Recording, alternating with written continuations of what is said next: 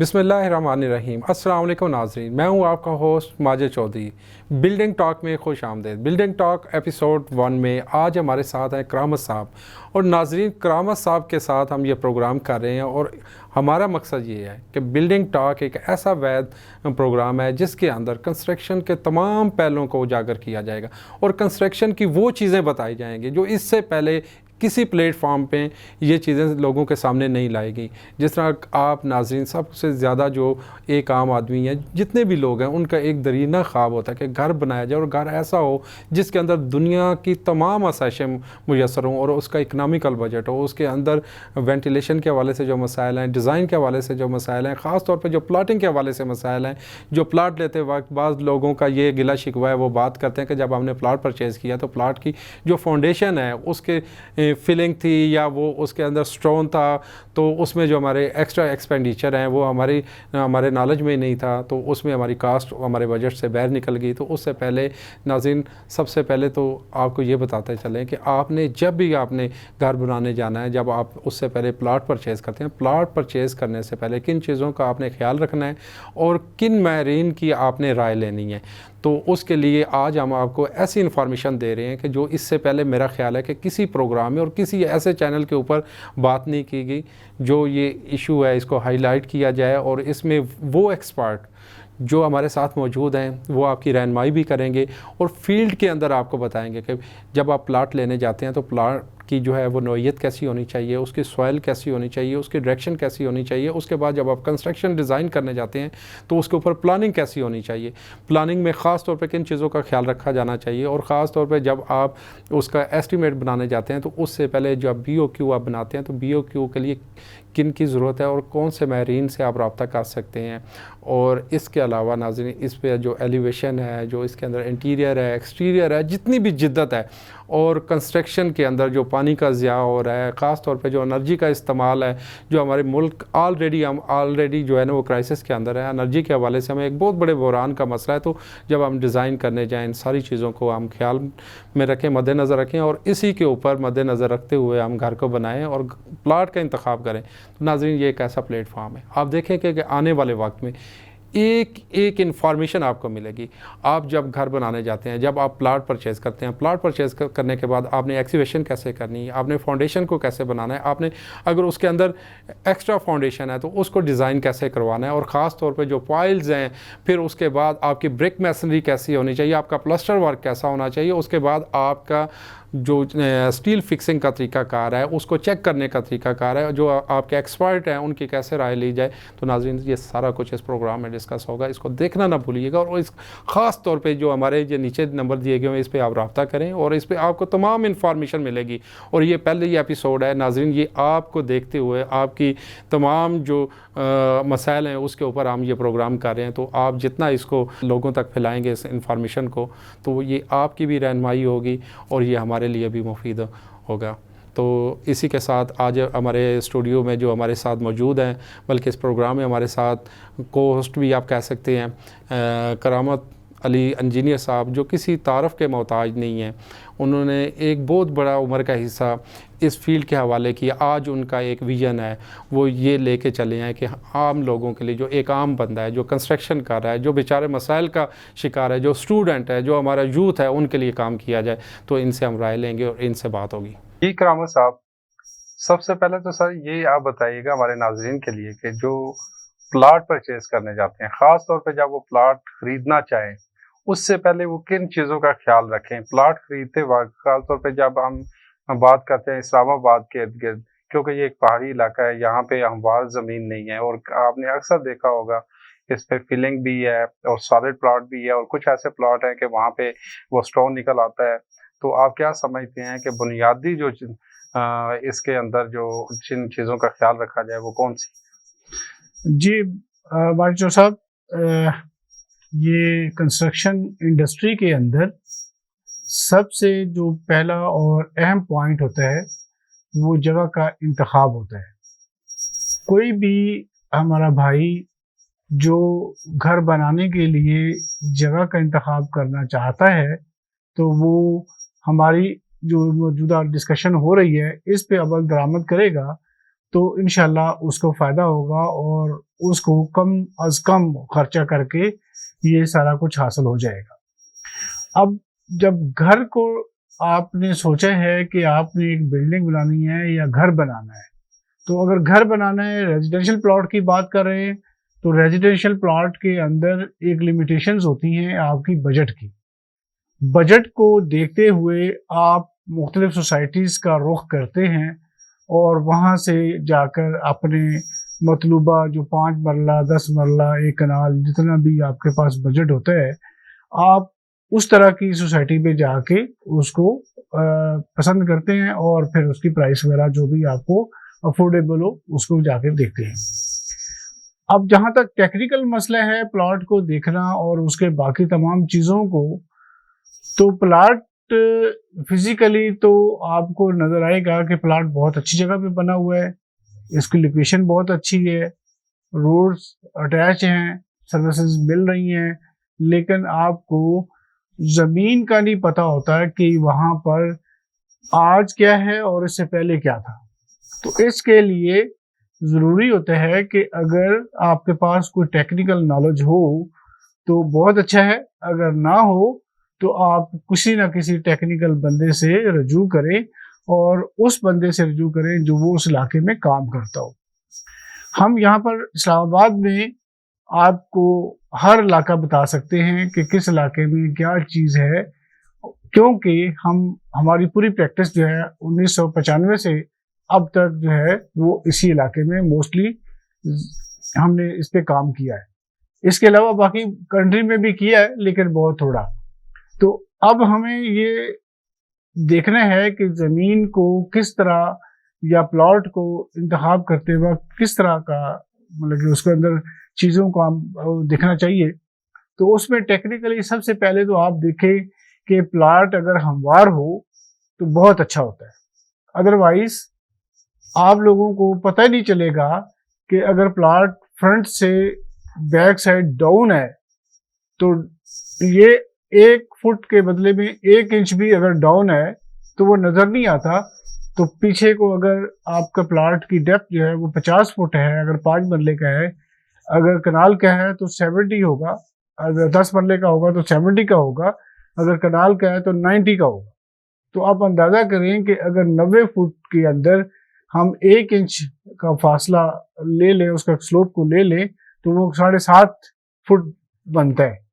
तो जो level down होगा बैक साइड से, तो उसमें आपको अपना प्लॉट फ्रंट रोड के बराबर लाने के लिए वो पीछे पूरा एक रिटेनिंग वॉल का सेक्शन चाहिए। ये एक्स्ट्रा एक्सपेंस इसके अंदर जो है ना वो आप समझिए कि ऐड होता जाएंगे। लेकिन सर मैं आपको यहाँ पे कथा कलामी की माजरत चाहूंगा। सबसे पहले तो सर ये भी एक सवाल इसके साथ ही जुड़ा हुआ है कि जो एक आम आदमी है, जो खास तौर पे ओवरसीज हमारे कुछ क्लाइंट हैं, इसके अलावा आप देखते हैं कि वहां से वो खास तौर पे सर जो रेल स्टेट से कुछ लोग वाबस्ता हैं, सारे एक जैसे नहीं हो सकते, वो उनको थोड़ा सा वो गलत बयानी से काम लिया जाता है। और जब वो प्लॉट परचेज कर लेता है तो प्लॉट परचेज करने के बाद पता चलता है कि ये इसके अंदर फिलिंग हुई है या उसका फाउंडेशन में, जिस आपने बताया कि पीछे बैक साइड पे जब आप जाएंगे एक्स्ट्रा एक्सपेंस है। तो सर सबसे पहले कोई ऐसा प्लेटफॉर्म मौजूद है जिससे वो आके राब्ता करे, उसको बिल्कुल एक्यूरेसी के साथ वो रहनुमाई मिले और उसी के ऊपर वो काम करते हुए, ताकि उसकी जो इन्वेस्टमेंट है सर वो ज़ाया ना हो।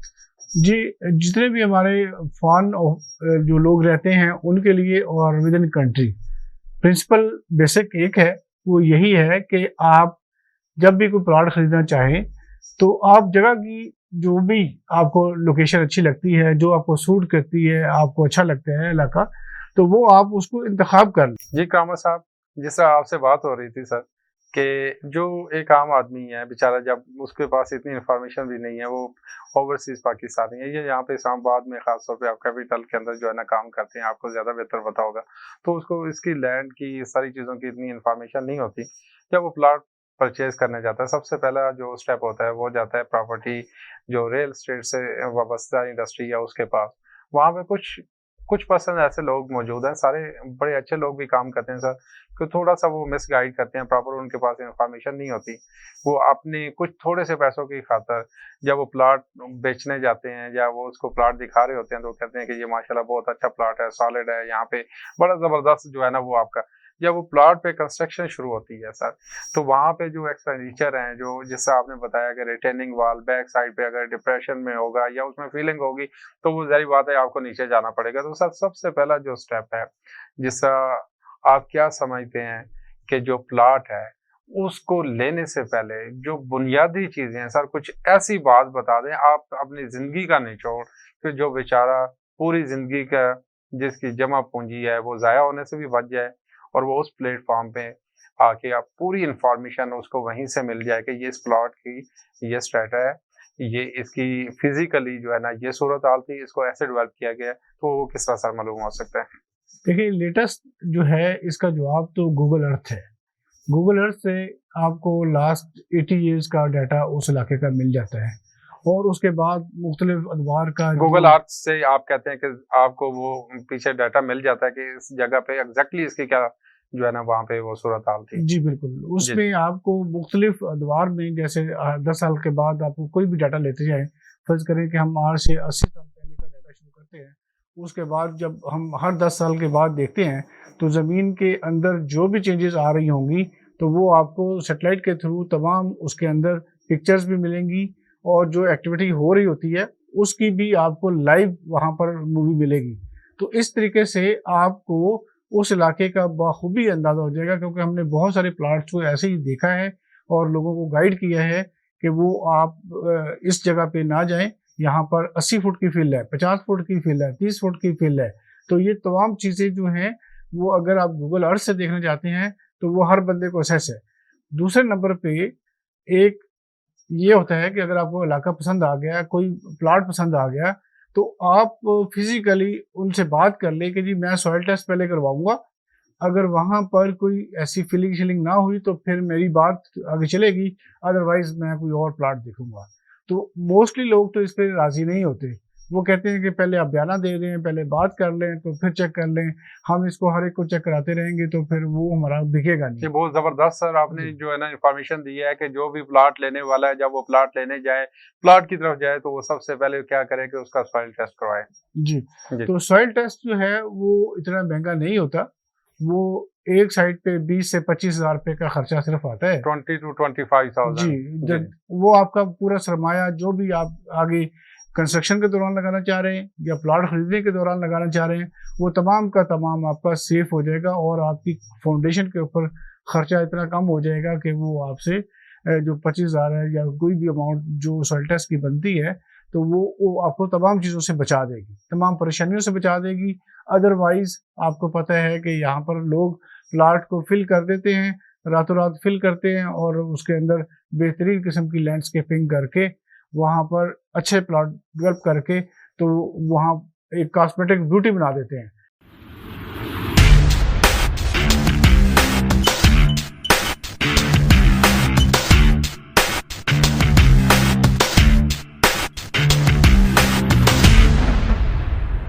अच्छा सर, ये तो आपने बताया कि प्लॉट लेने से पहले सॉइल टेस्ट होना उसका ज़रूरी है। गूगल अर्थ के ऊपर जाएँ, वहाँ पे एग्ज़ैक्टली आपको लोकेशन उसकी पता चल जाएगी, इस 10 साल, 5 साल पहले इसकी क्या पोज़ीशन थी।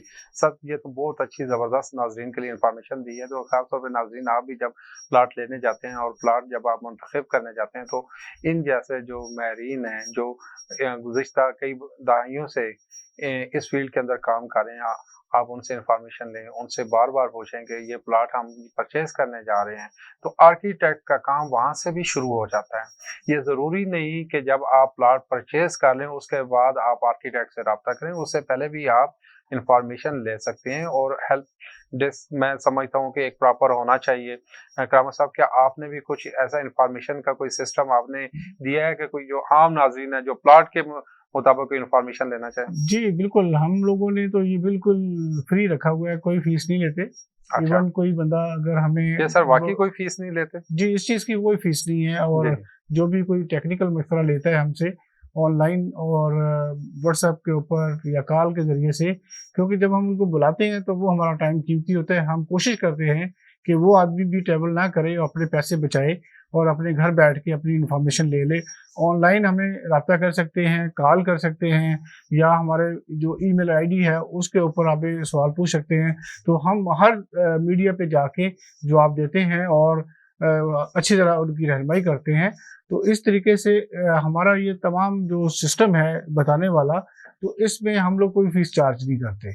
इसकी वजह सिर्फ यही है कि हम लोग चाहते हैं कि अपने वतन के लिए जो हम अभी हमने 30 ईयर्स तकरीबन काम कर लिया है, तो अब इसके बाद हमारा ये है कि हम मुल्क को कौम की खातिर अगर किसी को आवाम के लिए काम आ काम। जाए जी बिल्कुल। तो वो हमारे लिए बहुत अच्छा होगा। जी जी।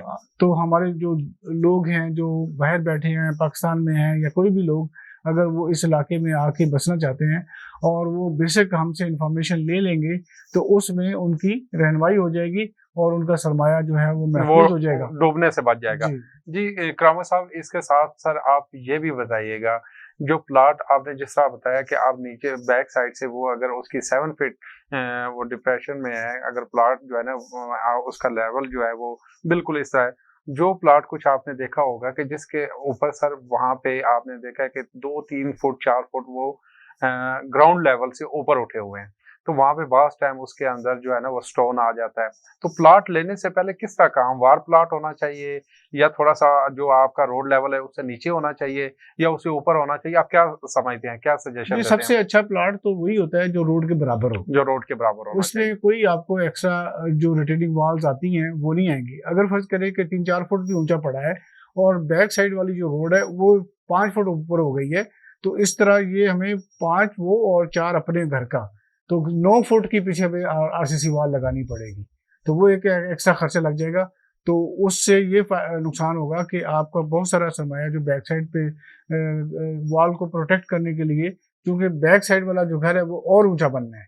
अगर हम, अब चूंकि हमारी रोड जो है वो 4 फुट दूसरे रोड से नीचे होगी, तो हम जब अच्छा, अपने इस घर के, चीज का भी ख्याल रखा हाँ, जाए कि जो बैक साइड की जो आपकी स्ट्रीट है जी उसका लेवल क्या है। जी अगर बिल्कुल, वो उसका लेवल आपका अप है तो इसका मतलब ये है कि रिटेनिंग वॉल बस्ट है उसके बैक साइड। जी जरूरी होता है, तो क्योंकि असल में ये होता जी है कि उस घर ने उस रोड के हवाले से बनना होता है। जी जी क्योंकि जनरली जो हमारे प्लिंथ लेवल रखा जाता है वो रोड से 2 फुट ऊंचा रखा जाता है। जी, ठीक तो हो अब गया। हमारा रोड 4 फुट का डिफरेंस है, तो प्लस 2 फुट और हो जाएगा, तो 6 फुट का तो ये डिफरेंस आ गया। जी जी प्लस हमारी अपनी बिल्डिंग की जो फाउंडेशन होगी 4 फुट वो नीचे से शुरू होगी। तो इस तरीके से हमें 10 फुट की दीवार इसलिए जी लगानी पड़ेगी कि ऊपर वाली बिल्डिंग का जी प्रेशर जो है वो नीचे आता है, तो वो उसको रोकने के लिए हमें रिटेनिंग वॉल जी लगानी। सर, टाइम जो है ना बहुत कम है, हमें सवालात जो है ना बहुत ज्यादा है हमारे पास, उसका जवाब भी चाहिए। तो सर इसके अलावा आप क्या समझते हैं कि जो प्लॉट हम जब परचेज करने जाते हैं तो उसका फेस कैसा होना चाहिए, यानी कि सन फेस, जो खास तौर पे बाज़ लोग कहते हैं कि सन फेस होना चाहिए, नॉर्थ साउथ ईस्ट वेस्ट, तो आप क्या समझते हैं कि उसकी डायरेक्शन क्या होनी चाहिए? इसकी डायरेक्शन सर, अगर नॉर्थ ओपन हो तो दोनों सीजन, गर्मियों और सर्दियों में, दोनों में काफी बेहतरी रहती है। गर्मियों में तो वो घर बहुत ठंडा रहता है और यानी आइडियल प्लॉट है आइडियल प्लाट जी होता है, जी और उसके अंदर आपको इलेक्ट्रिसिटी का बिल, जो कि आजकल हमारे लिए अनअफोर्डेबल होता जा रहा है, तो उसमें बहुत फायदा होगा। उसके अंदर आपका टेम्परेचर बाकी घरों की निस्बत, जिनका रुख जो है वो नॉर्थ ओपन नहीं होता, उसकी निस्बत आपको कोई 10 डिग्री का फर्क मिलेगा वहां पर, एटलीस्ट 10 डिग्री। तो 10 डिग्री तो बहुत बड़ा फर्क होता है, बगैर किसी ट्रीटमेंट किए हुए, बगैर किसी प्रोटेक्शन किए हुए। तो इतना कम आप पंखे से गुजारा कर सकते हैं, कोई एसी की जरूरत नहीं पड़ेगी, कुछ नहीं। तो नॉर्थ ओपन जितने प्लाट होते हैं वो बारिश के दिनों में भी और बाकी दिनों में भी वो बहुत अच्छे रहते हैं। तो कोशिश हो कि वो इस तरह मिल जाए कि नॉर्थ ओपन वाले प्लाट, बहुत तो लेकिन जबरदस्त। सबको तो नहीं मिलेंगे। बिल्कुल हाँ, सबको अनलिमिटेड तो, जो है ना, हाँ, आइडियल प्लॉट, यानी कि जी आप कह रहे आइडियल हैं प्लाट आइडियल की हम प्लॉट। बात कर रहे हैं जिसमें अच्छा आपके घर जी के जी अंदर जो है वो हर सुकून होगा। सर, डोमेस्टिक के हवाले से जो रेजिडेंशियल प्लॉट हैं, खास तौर पे आपने देखा होगा कि ज्यादातर लोग कहते हैं कि ये मेन रोड के ऊपर होना चाहिए, बिल्कुल ऊपर जाके। तो आप क्या समझते हैं कि वो आइडियल प्लॉट होता है जिससे ट्रैफिक का फ्लो होता है, वो चल रहा होता है, लेकिन वो एक्सपेंसिव भी होते हैं? तो आप क्या समझते हैं, क्या सजेशन है आपकी, वो ज्यादा बेहतर है? बाकी आपको ज्यादा बेहतर पता होगा, हम वैसे ये हिसाब से ये राय दें। डिपेंड करता है कि आपकी सोसाइटी कौन सी है, किस सोसाइटी में है। अब बड़े जो बिल्डर्स होते हैं उनके ऊपर घर लेने का मकसद सिर्फ ये होता है कि कल कलाम को, चूंकि वो रोड ओपन होते हैं और वहाँ पर जो घर हमने वहाँ पर कंस्ट्रक्ट किए होते हैं, तो नीयत यही होती है कि वहाँ पर कल को कमर्शियल एक्टिविटी होती है, स्कूल बनता है या कोई भी फलाई इदारा खुलता है या कोई भी हम ऑफिस को बिल्डिंग दे सकते हैं, तो वहाँ पर कोई थोड़ा सा लीनियट व्यू होता है हमारी जितनी भी सोसाइटीज़ होती हैं जो प्राइवेट वाली। लेकिन कुछ सोसाइटीज़ ऐसी हैं जो वेल पॉश वाले इलाके होते हैं, वहाँ पर तो ये सूरत-हाल नहीं पैदा होती। लेकिन मोस्टली जो हमारी सोसाइटीज़ हैं, वहाँ पर लेटर ऑन वहाँ पर इस तरह की कमर्शियल एक्टिविटीज़ और ज़ेन में यही होता है। और मेन बॉलीवुड के घर जो है, वो महँगे भी होते हैं, उनका रेट मार्केट से 25% ज़्यादा होता है। जी, बिल्कुल। जी, तो बाकी जो अगर घर आपके दूसरी छोटी गलियों में होंगे, तो वहाँ पर आपके बच्चे भी महफूज़ होंगे और आपके लिए वो कोई ज़्यादा ट्रैफ़िक का फ्लो, शोर और बाद में डस्ट जो घर में आती है, उसको साफ़ करने के लिए एक स्पेशल बंदा चाहिए होता है। तो ये बड़ा एक खर्चे वाला काम ये होता है बहुत जो एक लगातार। ज़बरदस्त सर आपने बात बताई है कि जब आप जो ही आप सेमी कमर्शियल प्लॉट की तरफ जाते हैं, अगर आपका डोमेस्टिक उसका यूज़ है, तो उसको लेने से पहले इन चीज़ों को ज़रूर आप नाज़रीन देखें।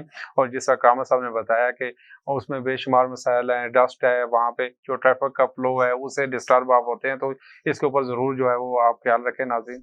तो सर इसी के साथ-साथ एक और भी ये सवाल है कि सवालात तो सर बेशुमार हैं, लेकिन टाइम कम है और हम तो ये चाहते हैं कि इन सारे सवालों का आप जवाब दें।